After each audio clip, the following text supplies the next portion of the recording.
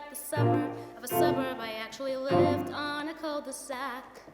That's literally a road that goes nowhere. That's the definition of dead end.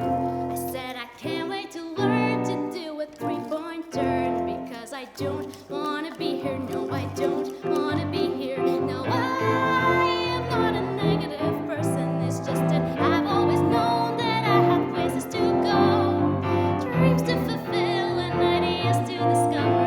They're just never where I am. I finally got a job at some humdrum office, like everyone right out of school does.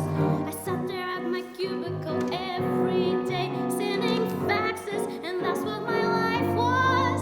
Oh, I went back home and said to my parents, I know what I've got to do.